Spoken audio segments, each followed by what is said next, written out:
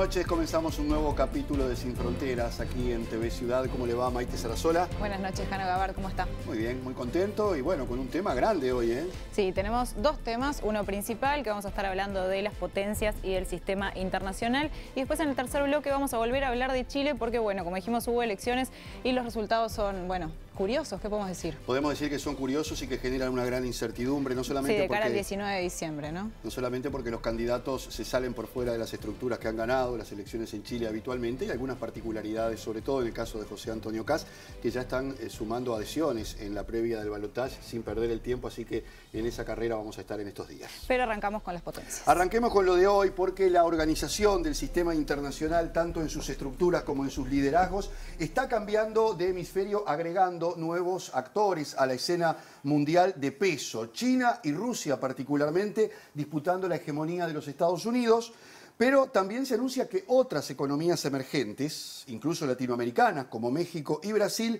ingresarían definitivamente en el top 10 de las principales economías, por lo menos. Exacto. La mayoría de los análisis señalan que para el año 2050 el poder económico y político ya va a haber cambiado de eje, teniendo a lo que es la zona euroasiática como centro. Esto, si se concreta este pronóstico, ya pasaríamos a hablar del fin de la hegemonía de Occidente, liderada por Estados Unidos, especialmente después de la Segunda Guerra Mundial, que tenía como aliados a Reino Unido y a varios países del centro de Europa. Pero vamos a repasar en el siguiente informe cómo fue que Estados Unidos llegó a ser el país más poderoso del mundo.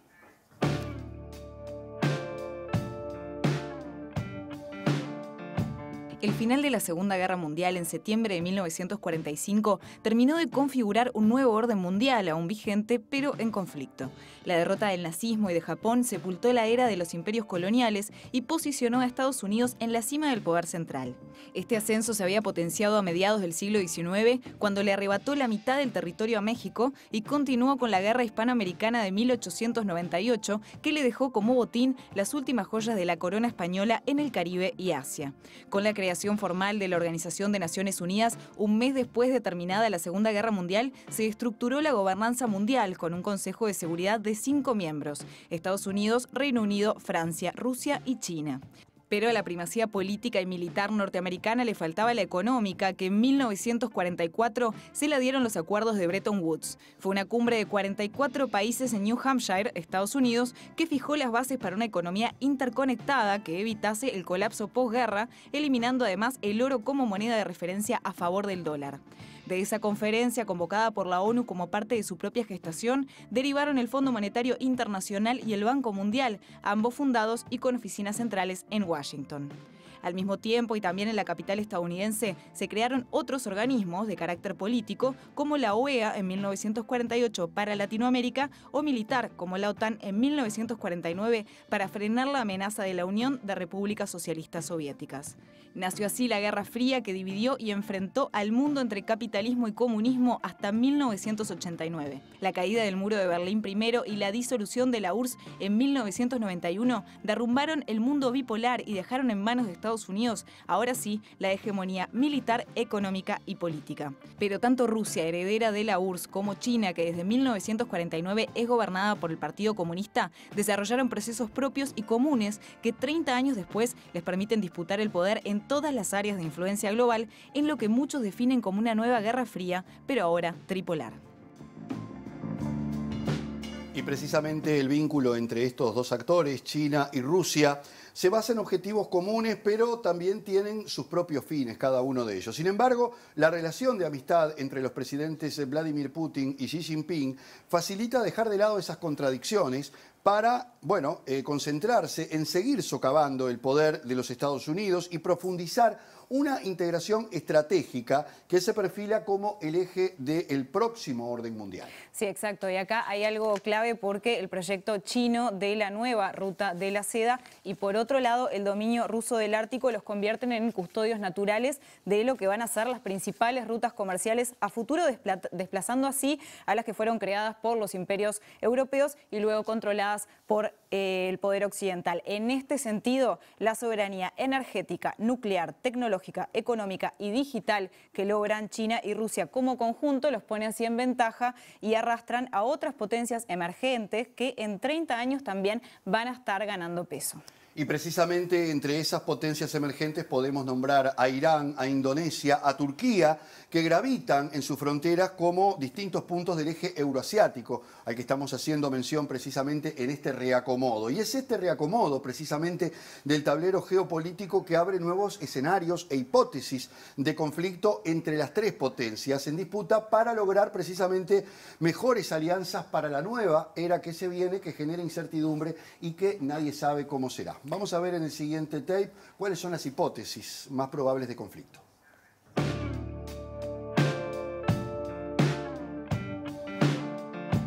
Tras la caída del muro de Berlín y el fin de la Guerra Fría, la configuración geopolítica del mundo pasó de una realidad bipolar determinada por Estados Unidos y la Unión Soviética a un reordenamiento marcado por el declive de Rusia y el fortalecimiento de las potencias emergentes. El ataque de Al-Qaeda a Estados Unidos en 2001 volvió a dar un giro drástico a la realidad mundial con el surgimiento de nuevos paradigmas vinculados a la seguridad, el terrorismo, los servicios de inteligencia y el uso de armas no convencionales, que de la mano de los vertiginosos avances tecnológicos impulsaron nuevas realidades que van más allá de las guerras convencionales. El uso de las tecnologías 5G, redes de información, el automatismo de las armas, la economía como factor de presión y la recomposición y aparición de nuevos organismos internacionales constituyen las variables que pueden generar conflictos entre los estados. Al rol de Estados Unidos, Rusia y China señaladas como superpotencias, en el nuevo orden mundial se pueden calificar como potencias a los países más grandes de la Unión Europea, Israel, Arabia Saudita, Irán, Turquía o Japón, que juegan un rol determinante en las estrategias de los más poderosos. El rearme de Rusia, el crecimiento exponencial de China y el declive de Estados Unidos como potencia global volvieron a plantear en el campo militar nuevas situaciones de conflicto que vistas en el mapa se pueden encontrar en los constantes roces entre buques en el mar de la China o en la entrada del Mar Negro luego que Rusia reincorporara la península de Crimea o la expansión de la OTAN hacia las fronteras rusas. Otro factor determinante de guerras a gran escala se pueden encontrar en situaciones como las de Siria, Yemen, Afganistán o el este de Ucrania, donde las superpotencias tienen una presencia determinante aunque no se enfrenten directamente, pero que puede desembocar en otro tipo de crisis tercerizada a través de conflictos regionales. Y para profundizar en el análisis en lo que refiere a estas fluctuaciones de poder entre China, Estados Unidos, Rusia y para ver un poco cuál es el impacto que tiene en el sistema internacional, recibimos entonces a Andrés Servín. Andrés es presidente de la Coordinadora Regional de Investigaciones Económicas y Sociales, CRIES, y autor, entre otros libros, de uno que se llama Eurasia y América Latina en un mundo multipolar. Andrés, buenas noches y muchas gracias. ¿Cómo estás? Buenas noches, Maite. Muchas gracias por la invitación. Andrés, ¿cómo podríamos describir este momento del mundo con esta distribución entre tres países del poder, podríamos decir, mayor, tanto desde el punto de vista militar, económico, logístico? ¿Tres son multitud en el mundo de hoy? Bueno, ese fue justamente el título de un artículo mío. Tres son multitud en el día de hoy. Yo creo que no son multitud porque en realidad estamos en este momento en un debate entre los especialistas entre si estamos asistiendo a una transición del poder hegemónico a nivel mundial en la competencia bipolar entre Estados Unidos y China o si realmente esta transición implica la aparición de un mundo tripolar o multipolar. Yo personalmente me inclino por la última hipótesis porque la tendencia a ver esta bipolaridad China-Estados Unidos es una tendencia que es legado de la Guerra Fría y vuelve a reproducir algunos de los elementos con que se pensaba el mundo durante la Guerra Fría. En esencia lo que está sucediendo es muy sencillo, es decir, pese a todas sus complejidades. Hay un desplazamiento de la dinámica geoeconómica desde el eje atlántico o euroatlántico hacia el ámbito del Asia-Pacífico, no solamente por el auge de la economía de China, sino también por el previo desarrollo de los NICs, de los nuevos países industrializados, después desplazados, opacados un poco por el gran potencial de la economía china como se está desarrollando en este momento, pero en esencia lo que ha implicado es que cada vez más el centro, el eje de la economía mundial se ha ido concentrando en el Asia-Pacífico y consecuentemente esto ha implicado no solamente un desplazamiento en términos del foco económico, de la dinámica comercial, de inversión, en fin, que se concentra, y reitero, en el ámbito del Asia-Pacífico, sino también en términos de que las fricciones y las tensiones entre los distintos actores emergentes y los actores tradicionales del sistema internacional liberal, por cierto, que fue el que se generó después de la Segunda Guerra Mundial y se reforzó después del 11 de septiembre, crecientemente generan potencialidades de conflicto muy fuertes. Ahora, en este contexto hay que ubicar dos cosas que me parecen importantes en función del informe que ustedes presentaron. Primero, que esto lleva a que la posibilidad de una confrontación bélica se acrecienta en el ámbito de lo que se llama el Indo-Pacífico por la presencia de Estados Unidos y sus aliados en ese ámbito y particularmente por las fricciones que se producen tanto en el estrecho de Taiwán, por la situación de Taiwán, como en el mar meridional de la China. Y este es posiblemente el escenario de esa confrontación a futuro, la más inmediata. Pero esto obedece a que Estados Unidos ha priorizado como amenaza a su interés nacional a China y ha dejado como en un segundo plano relegado la amenaza que también está identificada como tal de Rusia. Sin embargo, como estamos viendo por los acontecimientos recientes en la frontera entre Rusia y Ucrania, hay una creciente tensión que podría llevar también a un conflicto en ese ámbito. Entonces, lo que estamos viendo es una potencia con capacidades más reducidas, pero que sigue siendo la principal potencia mundial, por lo menos a corto plazo, que es Estados Unidos, la aparición de una potencia con un gran potencial económico, pero que además está desarrollando un gran potencial militar, como es China, la existencia, y yo no diría supervivencia, sino la rehabilitación en el sistema internacional de una potencia que desde el punto de vista estratégico militar es muy importante, como es la Federación Rusa, y junto con eso una serie de otros actores que tienen algún papel en el sistema internacional, no necesariamente solamente en el plano militar o tecnológico, sino también en el económico comercial.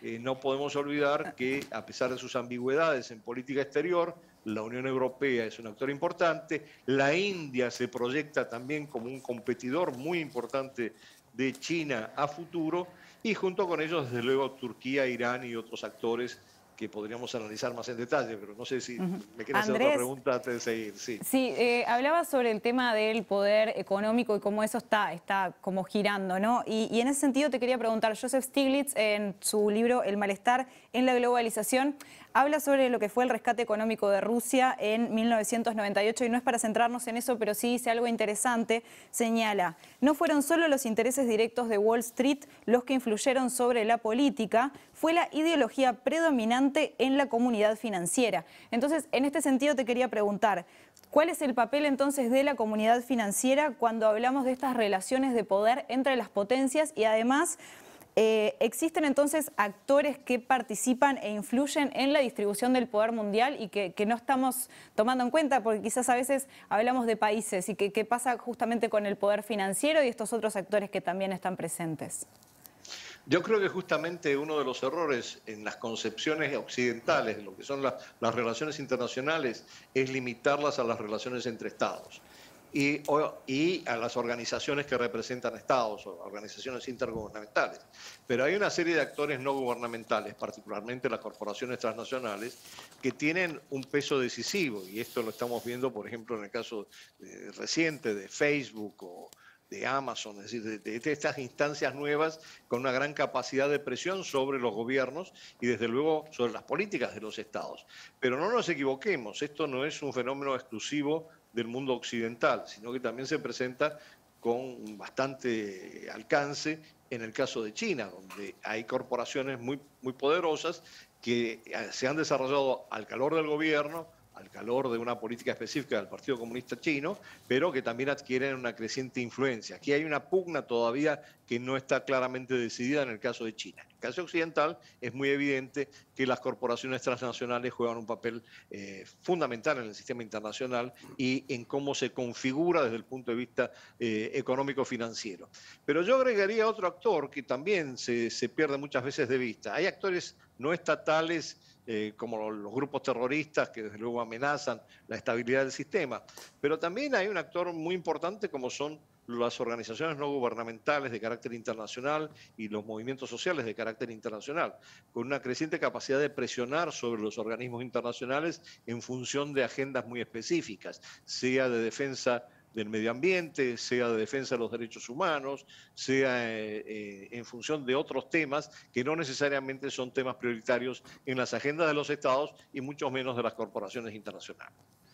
Andrés, paradójicamente y en forma contraria a lo que uno podría suponer, el presidente Joe Biden ha seguido la misma estrategia hacia China que Donald Trump, naturalmente con otros matices y de otra manera.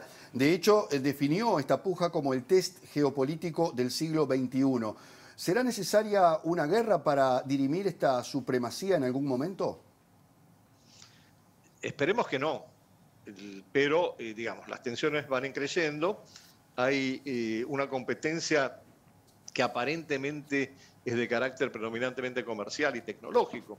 Ese es el plano de la competencia entre China y Estados Unidos, pero que crecientemente se está transformando en una competencia de carácter estratégico militar y que tiene que ver con las áreas de influencia respectivas. China es un actor de mucho peso que, sin embargo, no cuenta con el sistema de alianzas que está intentando restaurar Biden después del desastre de la administración Trump, y sin embargo sí ha lanzado una iniciativa como la iniciativa de la nueva ruta de la seda, del cinturón y de la franja, que es muy importante para poder aglutinar una cantidad de socios estratégicos en torno a una estrategia de proyección global china.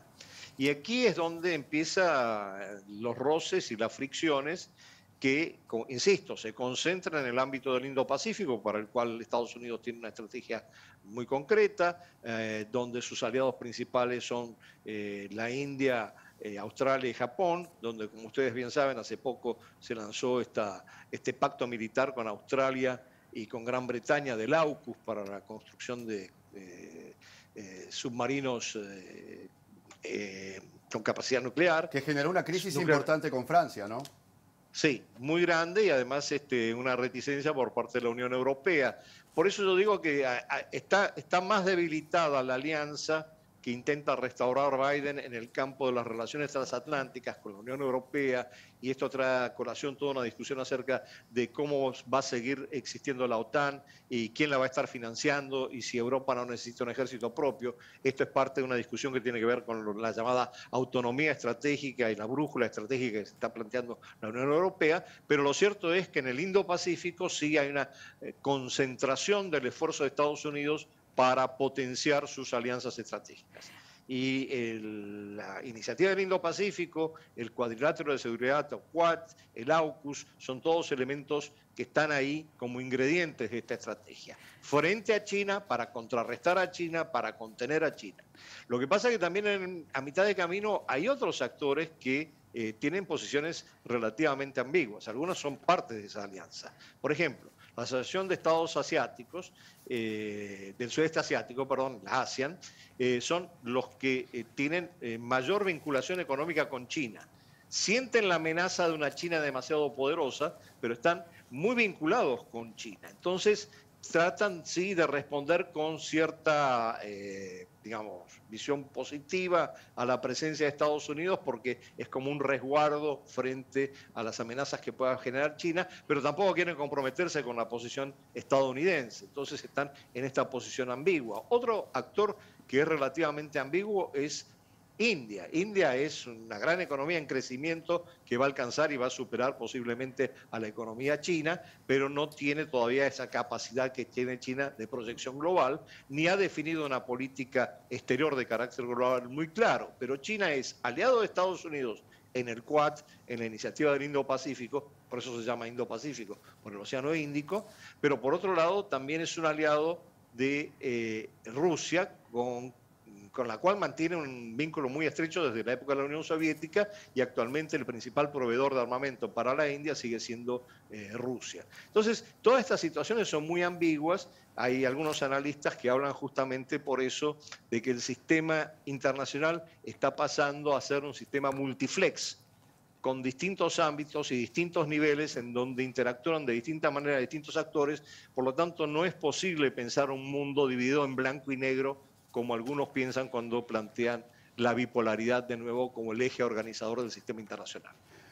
Andrés, brevemente y para terminar, ¿es un síntoma de que el orden mundial se está produciendo el hecho de que en Latinoamérica tanto los progresismos como las derechas reconozcan que Eurasia y China son el futuro? Y sabemos que ha participado recientemente de un evento justamente que involucra a Rusia, China e India y su relación con Latinoamérica. ¿Qué podemos decir de todo esto?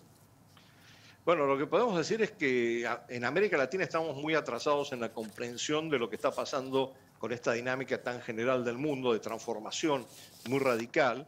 Y en ese sentido todavía estamos muy aferrados muchas veces a pensar que nuestras relaciones principales están orientadas hacia el norte y hacia Occidente, cuando todavía no entendemos una dinámica muy compleja que se está produciendo en Eurasia. Por eso yo insisto mucho que nosotros tenemos que pasar, a ver, para simplificarlo, del modo Cristóbal Colón al modo Marco Polo. Empezar a entender lo que pasa en Asia, porque eso desde luego nos va a favorecer para mantener un cierto grado de autonomía, un cierto grado de equidistancia, y en el debate que se está presentando hoy, un cierto modo de no alineamiento activo frente a los grandes poderes del mundo. Ahora, dicho esto, estamos muy claros que tenemos una región extremadamente fragmentada, polarizada políticamente por momentos y con poca capacidad de expresarse a través de una voz colectiva. Hay muchos esquemas de integración que se han debilitado, otros han sobrevivido, pero el esquema más importante, que debería ser la CELAC, evidentemente no da muestras de ser un interlocutor válido, más allá del impulso que le está dando China en el marco del foro China-CELAC. Muy bien. Andrés Servín, muchísimas gracias por este completo análisis para Sin Fronteras. Muy buenas noches. Muchas gracias a ustedes por la invitación. Buenas noches. Bien, nosotros vamos a una pausa. Cuando volvamos de ella nos metemos de lleno, obviamente, a seguir analizando este tema con nuestro analista Álvaro Padrón. Ya venimos.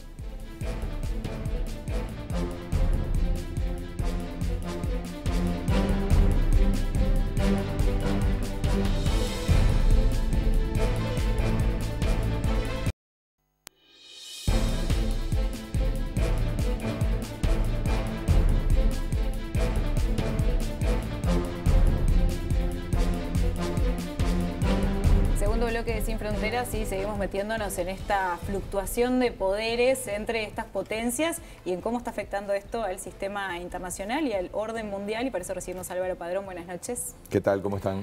Bien, Álvaro, venimos tratando ya varias puntas de esto, pero a ver, Estados Unidos viene resultando el perdedor de todas estas situaciones que veníamos hablando. Hay una pérdida clara de poder y de hegemonía. ¿Cuándo y por qué comienza el declive de esta potencia, de este hegemón? Bueno, sí, son dos preguntas enormes, ¿no? ¿Cuándo y por qué?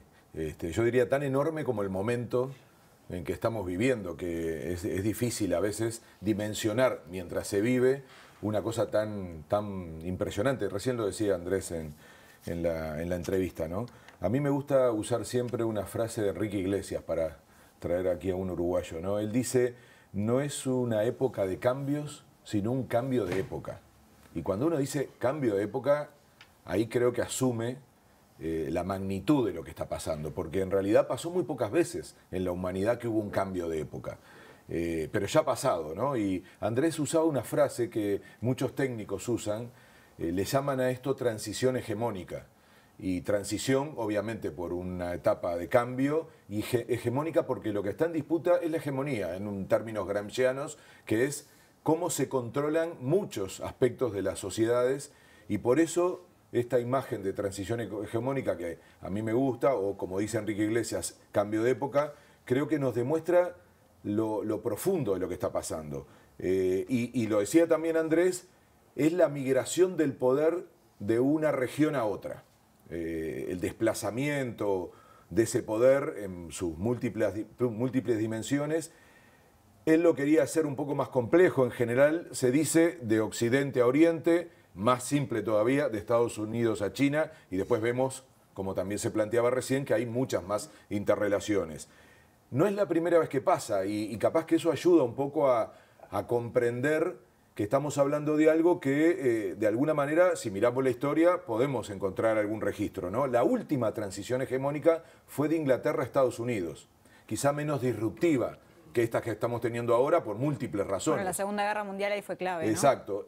Pero fíjense, en Inglaterra, con esa isla, ¿no?, de Gran Bretaña tan particular, controlaba el 30% del territorio del planeta. Es decir, había una hegemonía, en primer lugar, militar, de capacidad de colonización, ni que hablar comercial, que siempre fue su especialidad. Entonces, lo que yo digo es que nos cuesta entender eso, porque somos contemporáneos. Para nosotros es como que siempre Estados Unidos fue una potencia, y no lo fue. Entonces, nos cuesta imaginar que ya deje de serla, pero está pasando, ¿no? Y después de la Primera Guerra Mundial empieza a adquirir ese rol, ¿no? Exacto, sí, pero... Y acá mi punto, Jano, es que todo se mueve cuando eso ocurre. Entonces no podemos mirar una sola dimensión.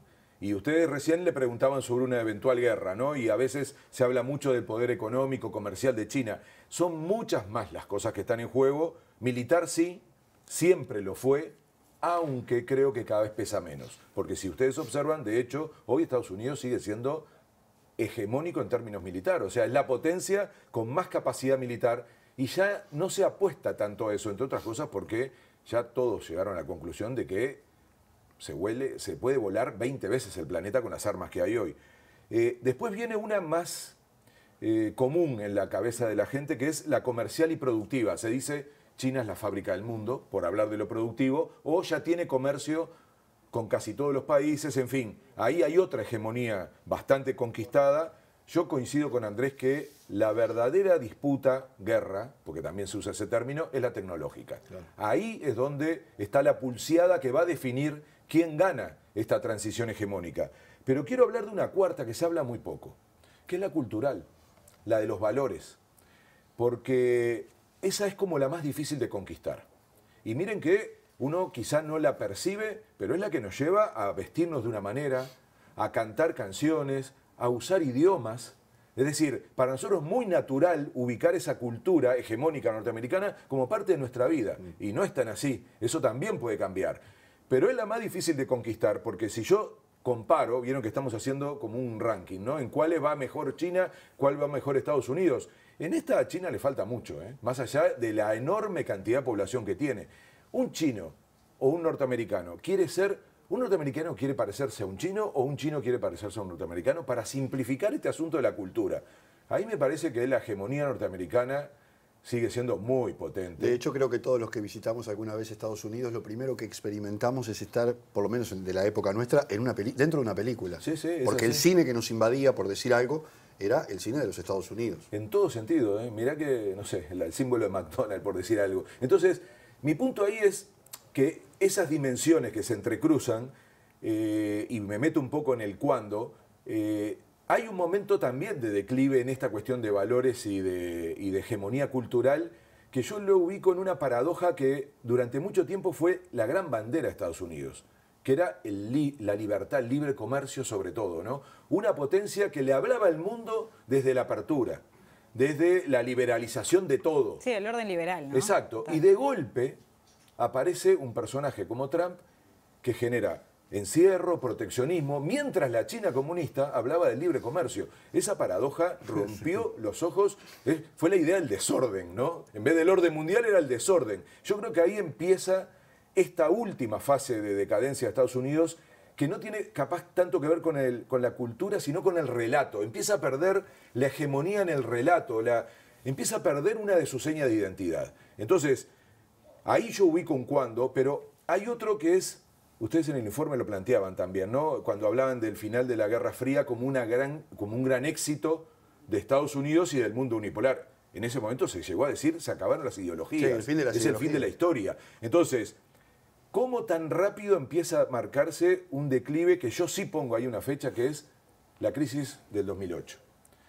está poco estudiada, pero cada vez se asocia más a esta etapa que estamos viviendo en la humanidad y sobre todo a la crisis de Occidente. Es cuando explota el sistema financiero, se lo preguntaste recién a Andrés, para hablar de otros actores que no son solo los estados. Porque en realidad la explosión del sistema financiero no es responsabilidad de los estados, porque no regulaban, pero no lo hicieron. Lo hizo el sistema financiero que se les escapó de control. Sí, que también tiene influencia, liberal. Toma decisiones. Exacto. Y está presente. Influye. ¿No? Es la pregunta que le hiciste. ¿Solo los estados o hay otros actores? Y yo creo que además es la primera vez que hay una crisis del norte rico occidental, porque la crisis siempre la teníamos en el sur, ¿no? Acostumbrados, yo creo que somos sobrevivientes a las crisis. Bueno, esta vez le tocó al norte rico occidental y yo creo que quedó la idea de un efecto económico. ¿Se acuerdan cuando explota la burbuja inmobiliaria y demás? Pero el efecto más grave terminó siendo social y político, porque se vino el Brexit y fue como la bronca de la gente diciendo nos vamos de Europa. Un drama, miren que el costo del Brexit todavía está por terminar de estudiarse. Empiezan los sectores nacionalistas y de ultraderecha, para conectar con los temas que hemos tratado en otros programas, y todo tiene que ver con todo, y aparece Trump, que Trump no es la consecuencia. Es decir, de alguna manera la aparición de Trump es el resultado y no la causa. Entonces, ¿qué quiero decir con esto? Porque muchas veces dicen, no, porque fue Trump. No. Esto pasó antes. Cuando aparece Trump, es la síntesis de un momento en donde estaba esta cuestión de la crisis, sobre todo de la democracia, ¿no? Hay de la democracia liberal. La pregunta que hay que hacerse es si el cambio, la salida de Trump y la llegada de Biden da pie a que algo de esto se frene. Y ustedes mencionaron, creo, al principio, la iniciativa esta de la Cumbre por la Democracia, ¿no? Es decir, ¿qué hace Biden? Dice, bueno... Sí, que invita a Taiwán justamente y genera un nuevo punto de tensión con China. Porque, ¿qué quiere Biden? Recuperar la iniciativa, recuperar la ofensiva, salir de la defensiva. Y recuperar el relato de la democracia también, Por ¿no? ejemplo, claro, entonces... Andrés decía que no pasa o que no debería ser ese el escenario, pero es el que intenta Biden, una especie de nueva Guerra Fría. Decir, acá hay dos, ¿no? Unos por la democracia y otros por el autoritarismo. Intenta con esta iniciativa 9 y 10 de diciembre, muy importante ese evento, que además con lista de invitados, ¿no? Con lo cual él define quiénes son democráticos, quiénes son autoritarios, a quién invita al club de los valores, claro, para tratar de disputarle, y por eso insisto en esta dimensión de la hegemonía cultural, porque en las otras se está perdiendo. Entonces, con esta idea de confrontar democracia versus autoritarismo, sin embargo, tiene un problema, que es que el lío lo tiene adentro. Digamos, no solo Estados Unidos, sino todo el sistema democrático liberal de Occidente. Porque tiene sociedades enojadas, sociedades frustradas, indignadas, sobre todo a partir de la desigualdad. Y acá viene un hilo conductor, porque la gente está enojada con eso, fruto de las élites y del poder de las transnacionales, se decía recién, y de un programa que hicimos cuando hablábamos de los 1000 millonarios. En este sentido, hay un artículo muy interesante de Adrián Pabst que se llama China, Rusia y el retorno del Estado-civilización.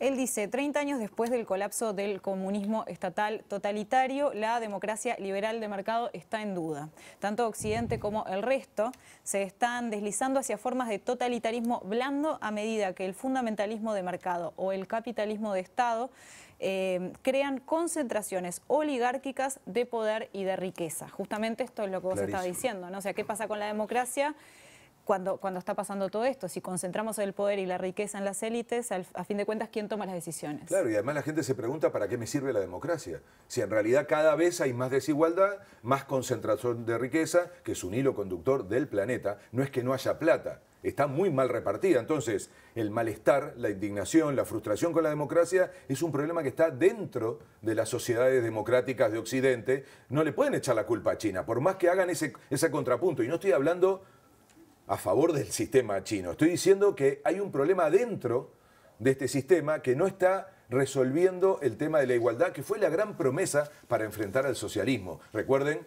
el muro de Berlín, ¿no? De un lado la libertad y el progreso, del otro lado la imagen de algo colectivo, pero que al final hundía a las personas en una zona gris, en donde todos eran iguales. Entonces, cuando eso se rompe, es como que se sueltan las energías concentradoras del lado de la democracia occidental y empieza a perderse la capacidad del Estado, y este es otro hilo conductor, el papel del Estado, para regular y para distribuir. Entonces, esa crisis la tiene adentro el sistema democrático liberal de Occidente y no tiene la culpa China. Entonces, por más que Biden levante la bandera de la democracia para enfrentar a nivel mundial y para agrupar a los que están de un lado versus el autoritarismo, le está generando un gran problema tener el problema dentro con sus propias sociedades partidas a la mitad, como le pasó en la elección con Trump. Y esa decadencia de los sistemas políticos tradicionales creo que la podemos ver en Latinoamérica, en otros países también, pero con la aparición de ejemplos electorales muy recientes y muy a la vista que salen por fuera del sistema político. Es decir, la gente se cansa y dice, a mí nadie me regala nada, siempre lo mismo, y apuestan por otras cosas que, bueno... Está aquí, está en Brasil con Bolsonaro, está en la elección de Chile, que ustedes van a mencionar más tarde, con la aparición de un personaje como Katz, está con Milei en Argentina, es decir, eso tiene que ver, estamos hablando de personas que tienen muchos votos, no es que irrumpen con autoritarismo, no, tienen votos, por lo tanto hay, por eso insisto, un problema con la sociedad, no solo con esas ofertas políticas. Ya que hablamos de Latinoamérica, Álvaro, bueno, en ese contexto, ¿cuánto pesa, quiénes pesan en Latinoamérica? ¿Cuáles son las fortalezas y debilidades de este continente para hacer valer esos intereses? Recién Andrés decía que aquí en Latinoamérica todavía como que no hemos comprendido lo que está pasando cabalmente en el mundo, y eso también incide. Sí, totalmente, y soy más duro que Andrés porque yo creo que a la pregunta que me hace Jano, está mal parada América Latina, no pesa, cada vez pesa menos, que es peor, porque si miramos la película y no la foto, no solo no pesa, sino cada vez pesa menos. Algunos llegan a teorizar sobre la intrascendencia creciente de América Latina, que debería ser uno de los poderes medios, porque yo estoy de acuerdo con Andrés que no necesariamente vamos hacia un mundo bipolar, pero hoy en esa disputa, que la tenemos cotidianamente hasta cuando hablamos de comercio, a quién le vendemos, con quién hacemos tratados y demás, al final así se aterrizan las políticas.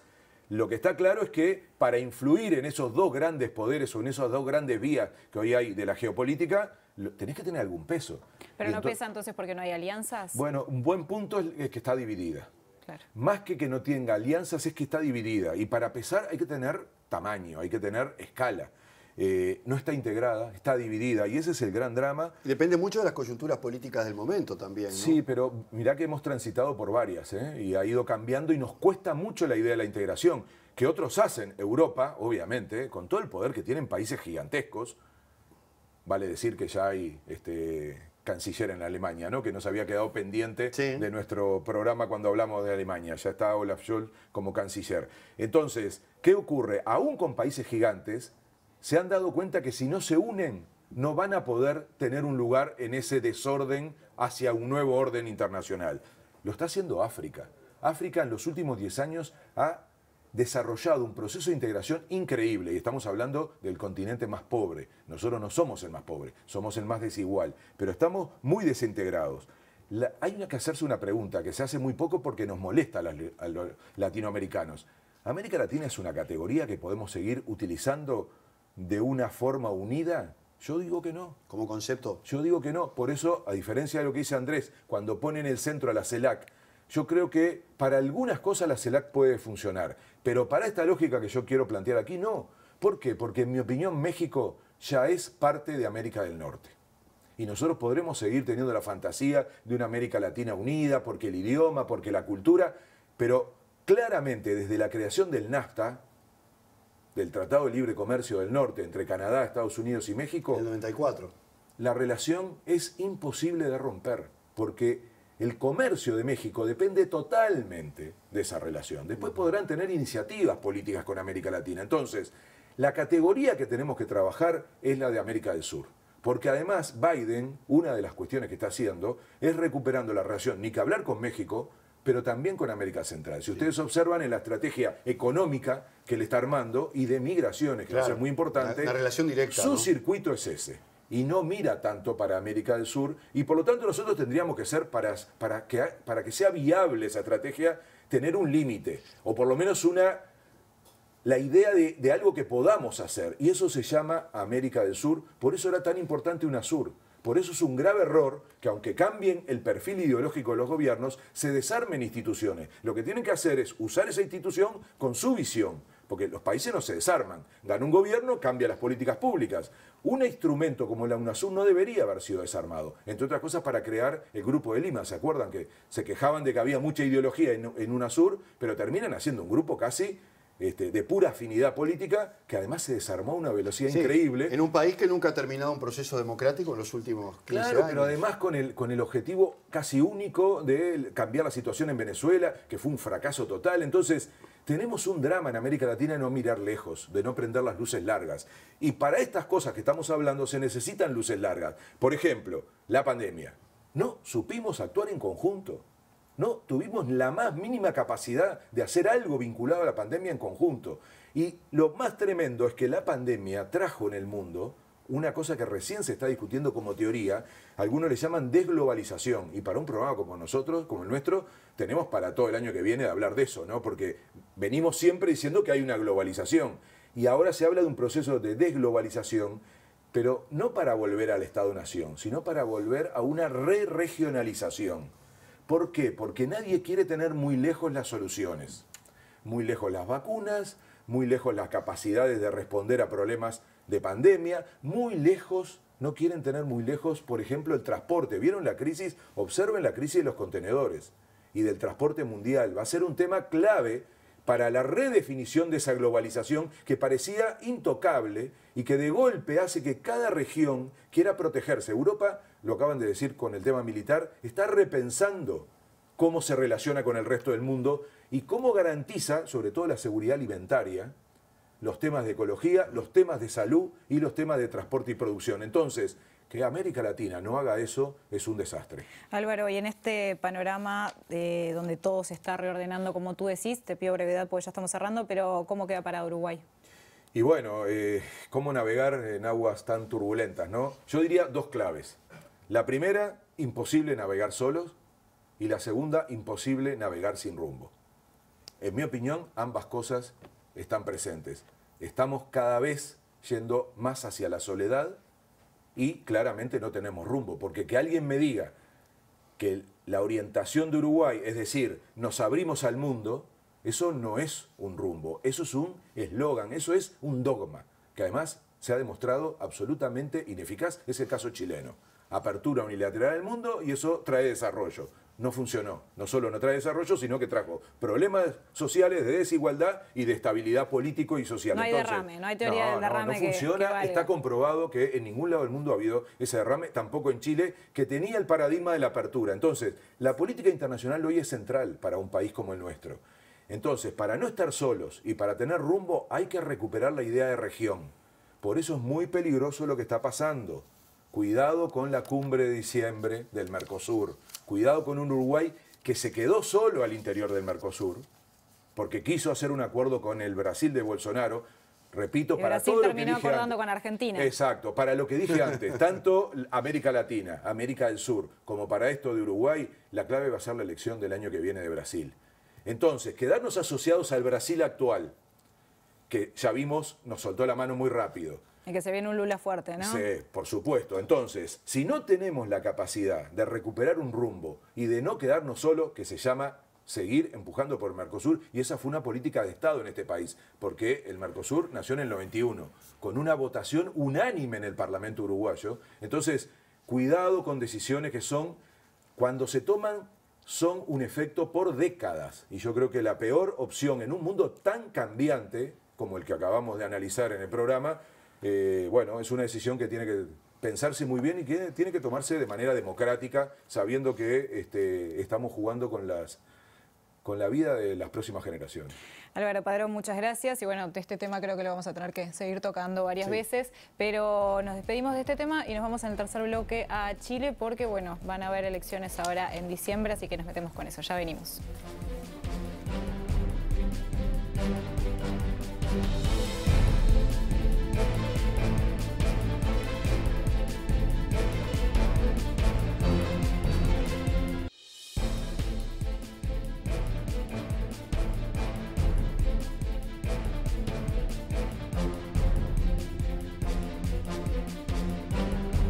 Bien, en este último tramo, como habíamos prometido, nos vamos a meter de lleno en el tema de Chile, que tuvo elecciones la pasada semana y que el 19 de diciembre deberá dirimir en segunda vuelta, bueno, cuáles son o quién es el nuevo presidente de ese país. Al igual que desde 1999 la elección presidencial del 2021 también se va a definir en el balotaje de segunda vuelta.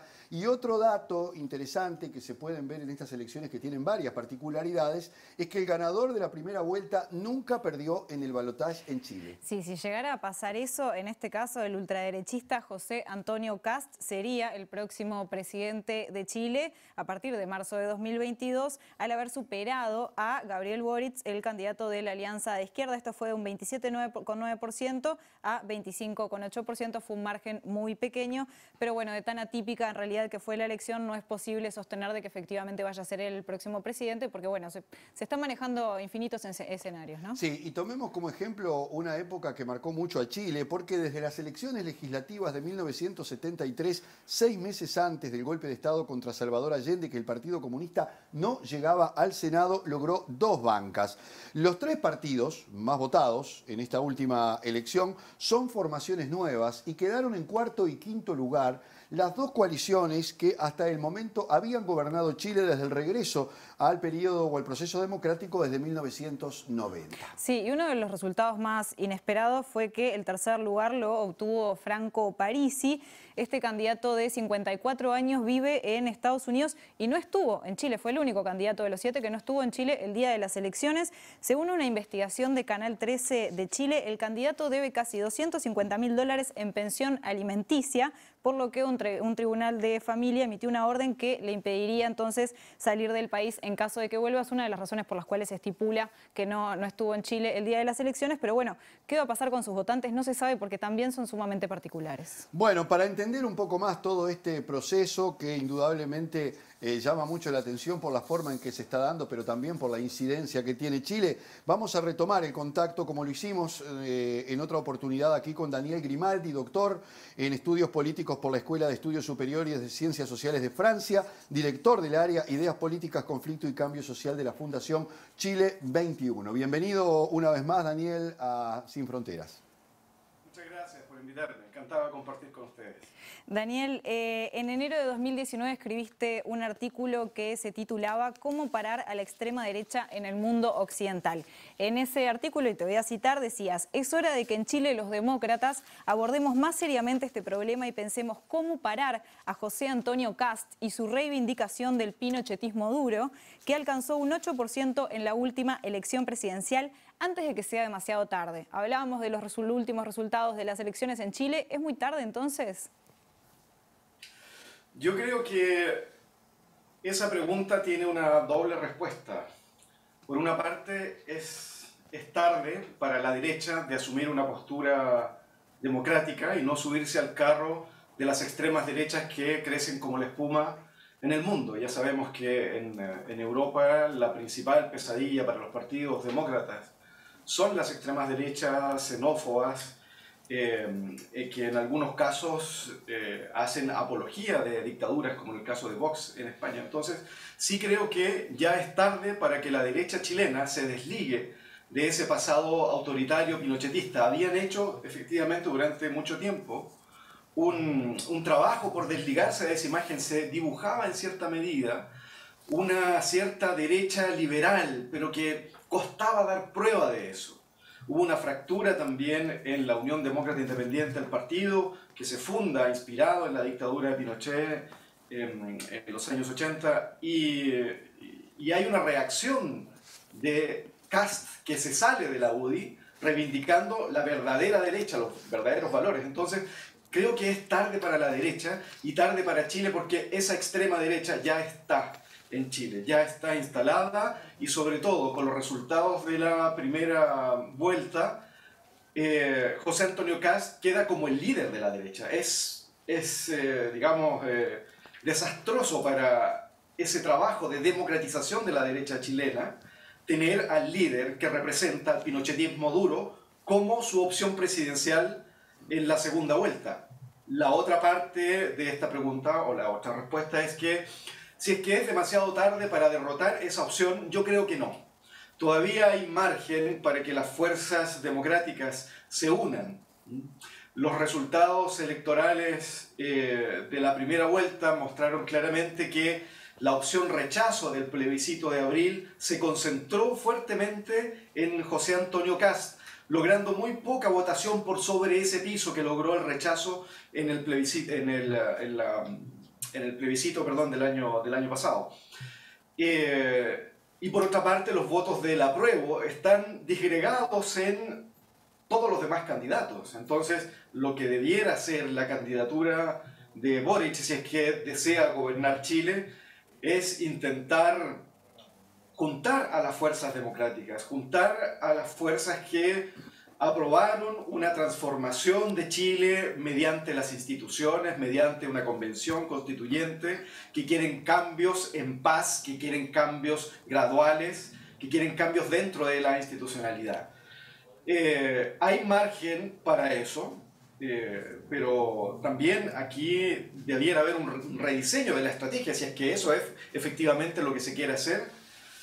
Debieran corregir cosas que han sido digamos, errores muy notables en la campaña. Por ejemplo, la última vez hablamos y yo di cuenta de que existe un programa bastante moderado en la candidatura de Boric. Aquí no hay una revolución marxista-leninista, son programas que aspiran a un capitalismo mucho más controlado, un capitalismo donde el Estado controle los monopolios, que sobre todo centrado en reglas ambientales, aspirando a los modelos socialdemócratas de los países escandinavos, que todo el mundo acá en Chile, hasta en la izquierda, ponen como ejemplo a esos países. Bueno, pues bien, el programa de Boric aspira a eso, digamos que da fe de ese modelo.